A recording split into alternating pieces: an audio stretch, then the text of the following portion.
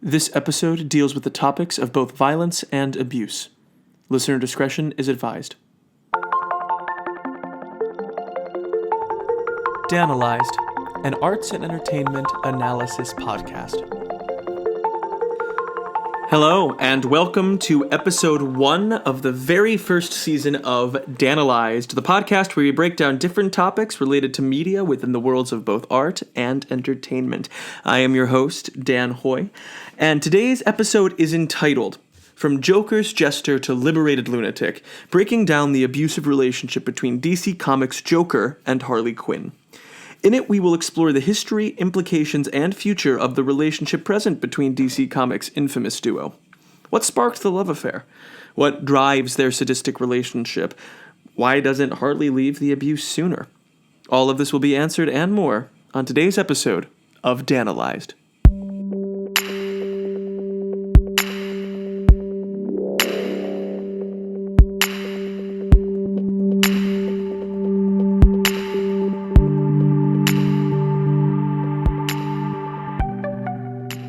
So I'm recording this episode in February of 2020, and right now it just seems like Joker and Harley Quinn are absolutely everywhere.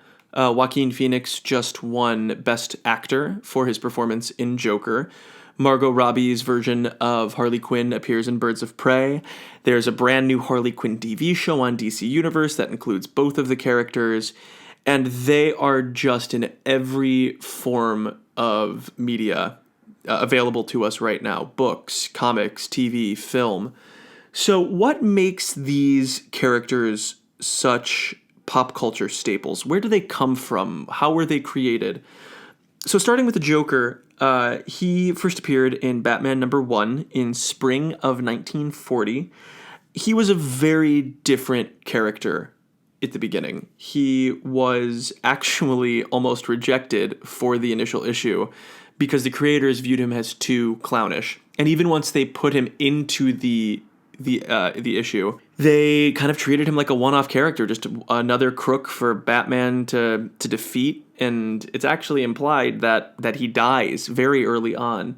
Of course, that doesn't happen, and they ended up seeing his value later on, bringing him back and making him more and more sadistic by the year. And now he is one of the most iconic DC Comics villains of all time. His canonical origin is really, really fascinating in that he doesn't really have one. He actually has many, but in having many doesn't really have any, if that makes sense. And you could chalk this up to, comics being comics and things are always being retconned and rebooted and changed. But in the case of the Joker, it's actually a tactic that he uses. He doesn't want people to know his identity. He doesn't want people to know where he comes from. It makes him more terrifying. The most accepted origin story of the Joker comes through Alan Moore's The Killing Joke, in which he is a disgraced comedian who has a wife who is pregnant.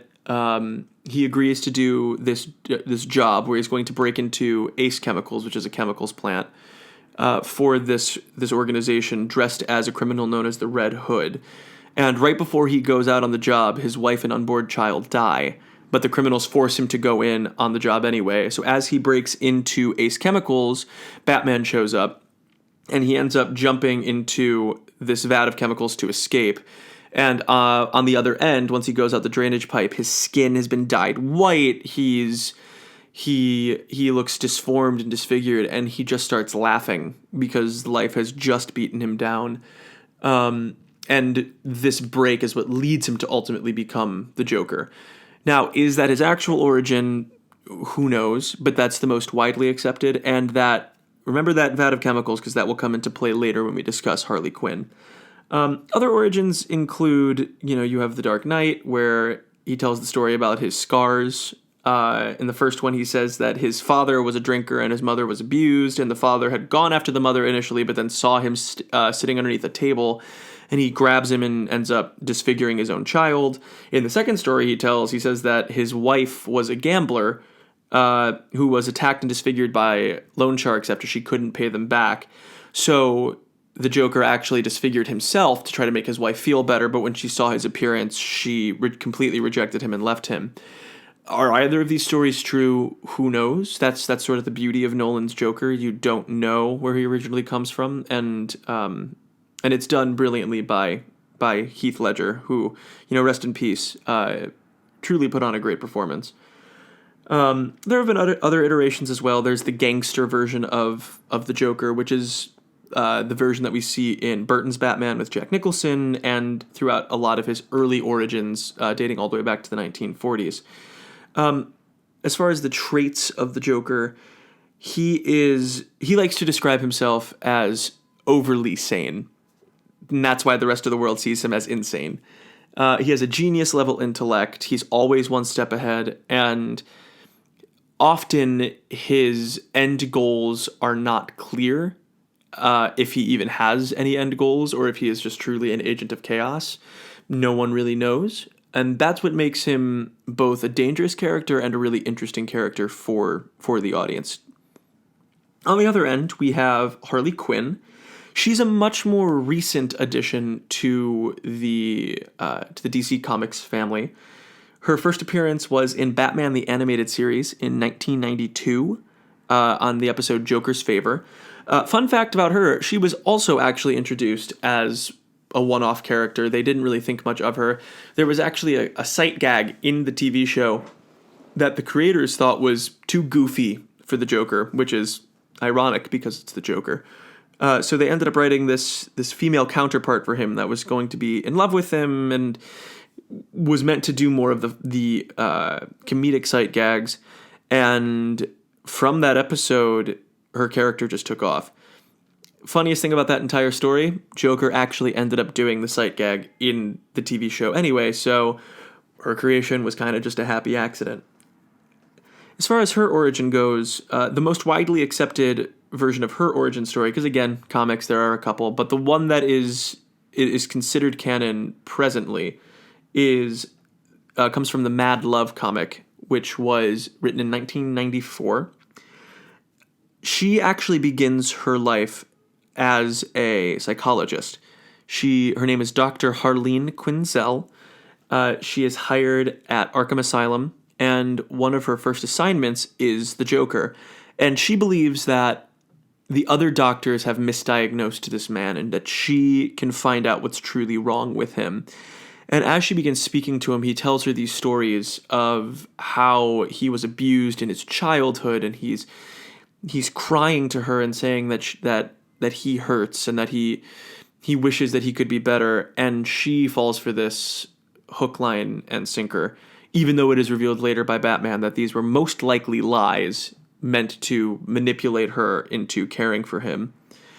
Ultimately, she falls in love and breaks him out of Arkham Asylum. And after they break out together, Joker takes her to the same chemical plant where he had originally become the Joker, and there's a point of contention in what happens next. In the original story, she's thrown into the vat of acid. He forcibly throws her against her will and then comes down and grabs her out. In more recent iterations of the origin story, seen in both Suicide Squad and in the new Harley Quinn TV show, she actually jumps of her own free will. He has talked her into making this sort of an oath to him, a proving ground of her love, if you will. And she jumps willingly to become Harley Quinn. Personally, I like the second version more. I think that it shows more of the depth of Joker's manipulation. He doesn't have to physically force her because he's convinced her that this is the only way. She also has a genius level IQ. She's a brilliant woman. She was an athlete for her entire life, mostly a gymnast. And overall, just a really interesting character. So, how did the relationship between the Clown Prince and the Cupid of crime develop into one of intensive abuse? Well, first and foremost, the entire thing is built on lies. It's built on Joker's manipulation of Harley to get her into more of a vulnerable and submissive state. Right from the get-go, he convinces her that he is a sympathetic character. he tells her that he has suffered greatly, and this makes her want to almost to fix him, to help him, and in doing so ends up putting her right in the palm of his hand. After the breakout and after the chemicals that we discussed in Harley's origin, Joker really uses Harley for his own means. He loves her when it's convenient and throws her away whenever he wants to. Sometimes out of what he views as necessity to save himself, but other times just because he can. A couple of examples here. In Batman number 663, he convinces her to help him kill all of his former henchmen as some sort of twisted joke. And at the end of the story, he tells her that the punchline is that he's going to kill her as well. And if it wasn't for Batman's intervention, he would have. Another example comes in Mad Love, which is actually the origin story that we talked about with Harley. There's a sequence in that in which Harley has been thrown out of Joker's hideout, and she believes that the Joker is angry because of his frustrations with Batman. So as a solution, she decides that she is going to kill the Bat. If Batman's out of the way, then their love can flourish and thrive. So she steals one of the Joker's plans and improves upon it and ends up actually kidnapping Batman and putting him over a tank of piranhas because comics. And Batman asks her, well, how is he going to know that you've actually killed me unless you invite him here? So she does, and when he enters, she expects him to be thankful and grateful, and instead he viciously beats her, berates her, and then throws her out of a window because he did not want her to be the one to kill Batman. He felt inferior. He felt as though she had gone against him. And there's a really heartbreaking line after this occurs in which she says, she's lying on the ground, bleeding and mangled, and just says, "It's my fault. I didn't get the joke." We'll talk more about that a little bit later. A couple more examples here. There's a time that he attempts to hang her by her neck with a chain for keeping secrets. He skins a nightclub owner alive after the nightclub owner looked at her for too long. He chains her up to a wall and with a bunch of skeletons surrounding her and says that there have been dozens of other Harleys before her. He gives her roses and then shoots her. I mean, the examples just keep coming and coming and coming. Despite all of this, and despite the truly horrific behavior that the Joker expresses towards her, she would always come back. If she knew how demented he was, why would she come back? Well, to answer that question, we now need to discuss the constitution of an abusive relationship and what makes it so that people who are abused genuinely have a hard time leaving. Now, there are many kinds of abusive relationships. There are emotionally abusive, there are physically abusive, there are verbally abusive, there are financially abusive, but all of these share one thing in common, and that is insecurity. Insecurity is the driving force of an abusive relationship, and it ultimately leads to the positions of both dominance and submission. On the one hand, you have the abuser, who in our analysis we are comparing to the Joker, and this is someone who attempts to regain security through dominance. They have this deep need for control that comes from this fear of appearing weak. They don't want to appear vulnerable. Of course, the irony of this is that the abuser is inherently weak by succumbing to their insecurities in the first place. They also fear not being loved, so they feel the need to force or control love. They view any sort of resistance as an attack on them as being lovable. They demand submission, they demand obedience, they demand dependence. They're very egocentric. It's their way or no way. And they have a very, very limited social view. They aren't able to understand someone loving or adoring multiple things or people. They believe that love needs to be a very singular idea. On the other side of things, we have the victim, who attempts to regain their security through submission. They believe that having someone to protect them, to watch over them, is somehow going to fix their own deep-seated fears of not being loved.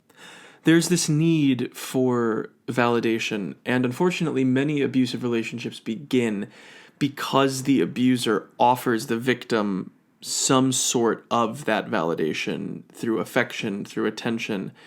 And if you look at the example of Harley, she wants so desperately to prove that she's a great psychologist at the beginning. And the Joker gives her that opportunity and then uses that opportunity to continue to manipulate her.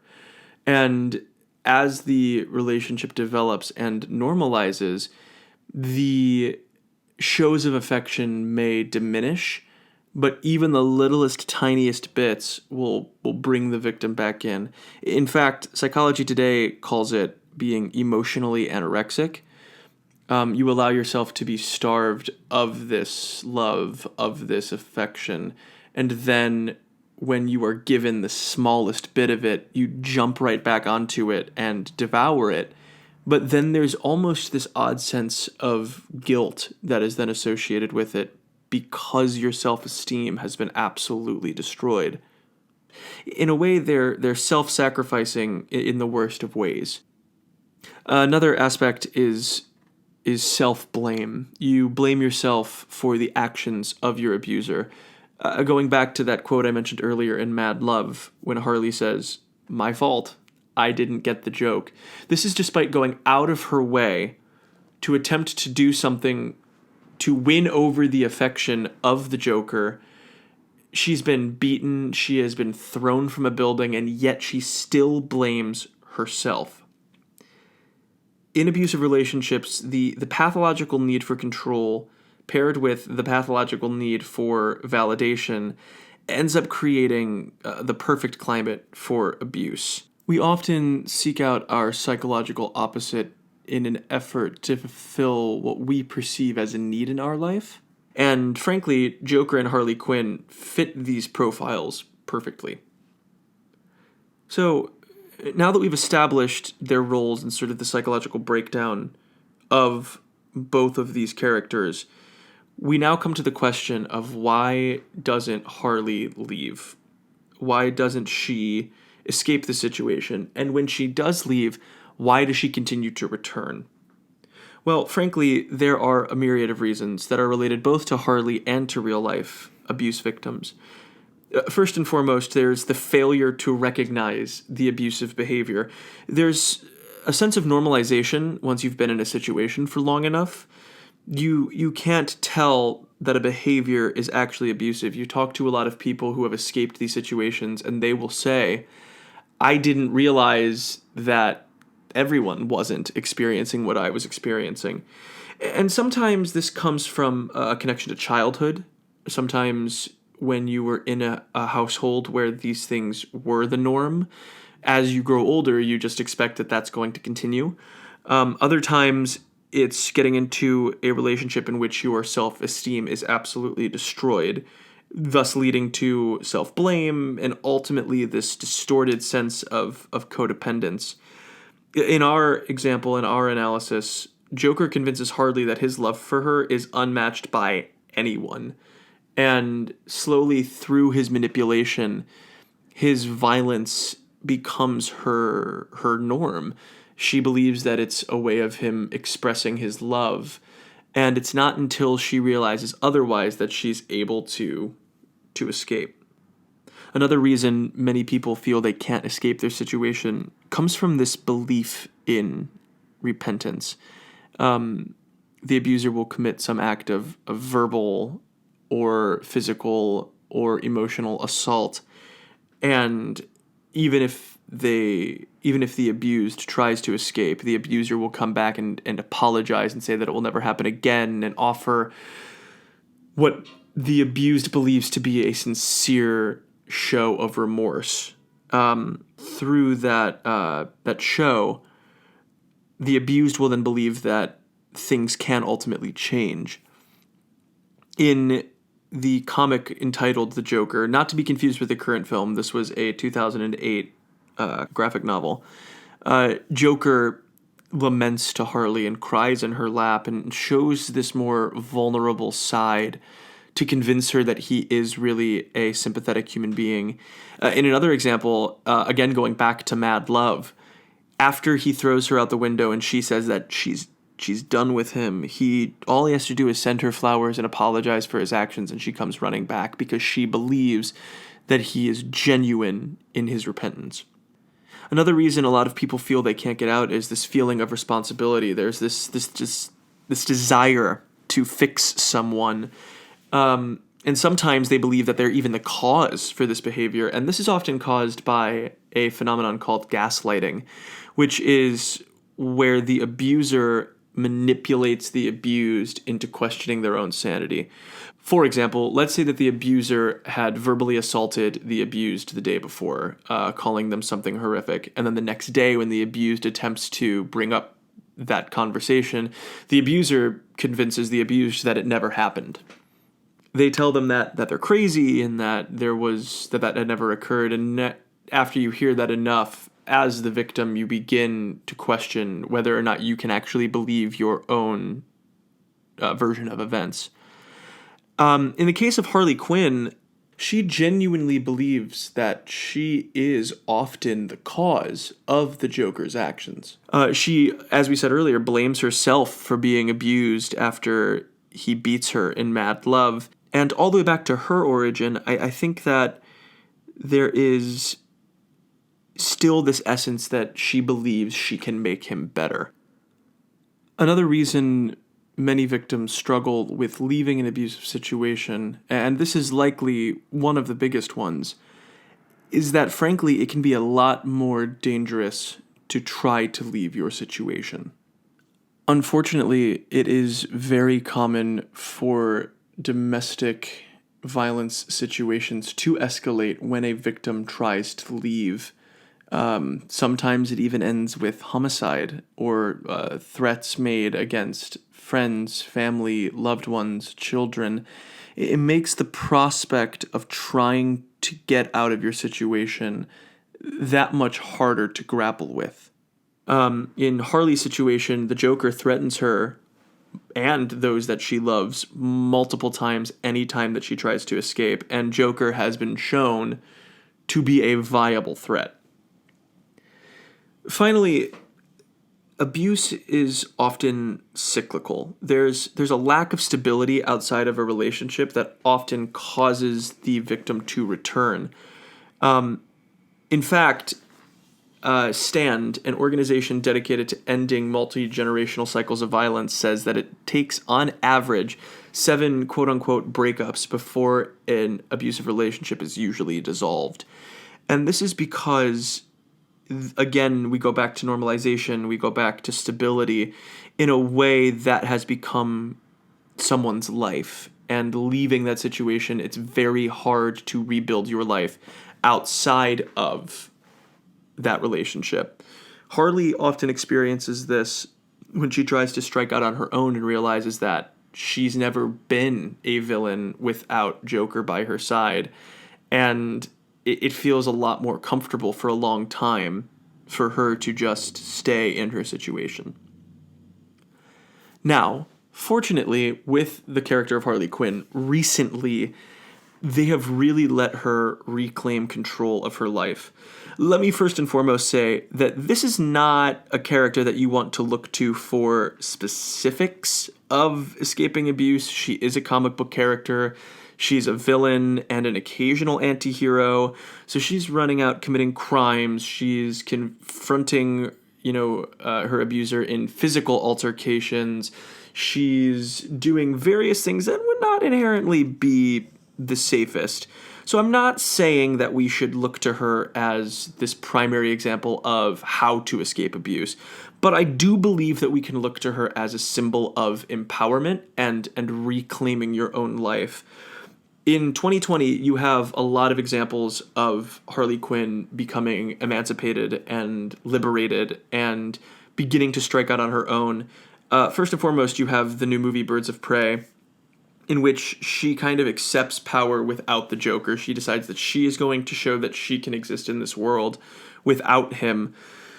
And it's interesting because there's another character in the film named Roman Sionis, aka the Black Mask, who tries to claim her in the same way that the Joker did, but she's learned from the past and she doesn't allow him to do so. I won't spoil anything about the movie here. Definitely go check it out. It was a really, really cool film.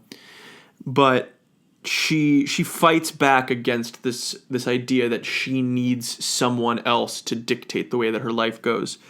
Another example recently is the new Harley Quinn TV show. There's a really cool episode, and this is a slight spoiler alert, so I apologize. But there's this really cool episode where she dives into her own psyche, and it's a bit more of a comedic show. So they're in this museum type environment, and on the wall it shows her origin story, and it's the moment where she jumps into the vat of chemicals with the Joker. And she ends up entering that origin and completely reconfiguring it to the moment that she left the Joker. She says that her identity did not begin until she left him. He did not create her. And it's interesting because this version of the Joker, tells her, well, you can't do that. You can't change the past. I made you. And she just shuts him down and reclaims that part of her life. Then she surrounds herself with people who genuinely care about her. Finally, you see this really interesting change of the character within the actual source material within the comics, both within the New 52 and Rebirth. Following the Death of the Family storyline, the writers have sort of begun to distance Harley from the Joker. They're giving her a more anti-hero persona. They're allowing her to be her own person. They have brought him or an imposter back on a few occasions as sort of a temptation, but she's able to resist and push back and really root herself in her new identity. Now, while some of this is a bit surface level within the character, they do actually touch on some of the deeper issues facing someone who has recently left an abusive situation. Firstly, there is often this desire to prove something to both the abuser and to the rest of the world, and that does tie back a bit to that need for validation, and Harley definitely exhibits that in the TV show, in the comics, and in the most recent film. There's also often the temptation to return to the abuser. Harley exhibits that multiple times throughout all of these mediums, and though she has remained strong and has kept herself out of that situation, there is that temptation to return into the life that you once knew because it can feel more comfortable. You can feel oddly loved within the situation. And finally, what I find really fascinating is that there's also often this inability to make choices. Harley experiences this. The primary examples I can think of are in both Birds of Prey and the TV show. But Joker always called the shots. She just went along. And now she's out and living on her own and trying to make something of herself. And she's realizing that she now struggles to make choices because she's so accustomed to having someone else calling all of the shots. And it's a really interesting thing to watch someone trying to sort of reclaim this sense of decision-making within their own life. Now, obviously, this is a character. This is fictional. This is heightened. It's one of the reasons I love superheroes. They can take real-life issues and put them on a more heightened plane for us to examine. But ultimately, that is fiction. Abuse, on the other hand, is not. Abuse is real, and abuse is active. Now, I'm not a psychologist or a social worker, so if you believe that you need help, please, please, please, please seek out a professional. But there are a few things that I just wanted to say, a few things that I found while I was researching this topic. If you believe that you are in an abusive situation, there are a few things that you need to do in your efforts to get help. Number one, you need to acknowledge the existence of the abuse. This can be really hard, and often we find our defense mechanisms kind of popping up. We want to believe that we are not in the situation that we are in. We want to believe sometimes that the person that we are with is not abusive. But until we acknowledge their actions as harmful, we cannot do anything to escape them. So that's first and foremost. Secondly, there needs to be an embrace that the abuse you are facing is not normal or okay. If someone is harming you emotionally, mentally, physically, verbally, you cannot stand for that. You are worth so much more. And I know that self-esteem is something that is so much easier said than done. But if you do not acknowledge that the harm that you are facing is not normal, then again, you cannot take steps to change your situation. Next, and this is another really hard concept, but you need to accept that you can't help or fix an abusive partner. If someone believes that they are above you, or that they own you, or that they have permission to abuse you, you are not going to get through to them. And trying to stay and fix that person is only keeping you in a dangerous situation longer. Finally, and this is probably the most important one, in your efforts to find help, be safe. Make sure that you are using a computer that is not going to be monitored. Make sure that you have friends or family that you can talk to.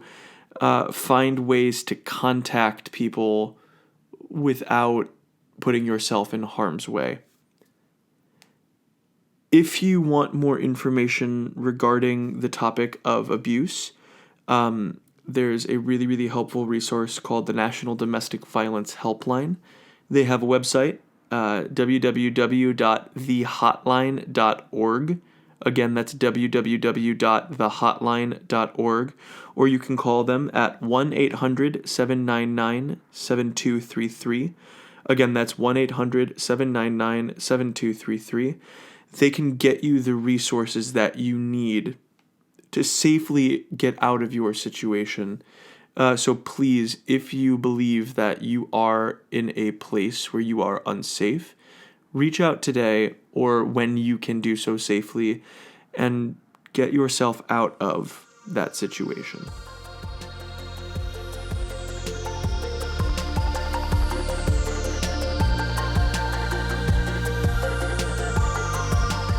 Hey guys, I hope that you enjoyed today's analysis. If you liked what you heard, be sure to follow Dan-alyzed on the podcast platform of your choice, whether that's Spotify, Apple, Google, etc. And be sure to tune in next week for all new content coming at you every Thursday. Also be sure to check us out on Instagram at dan_alyzed. That's spelled DAN_ALYZED. I post updates, previews, discussion topics, and if you have something that you would like to hear on the show, be sure to reach out to that account directly. If you want to keep up with me, you can follow me on Instagram at dan_jhoy. Until next time, my name is Dan Hoy. This has been Dan-alyzed. Thank you so much for listening, and have a spectacular rest of your day.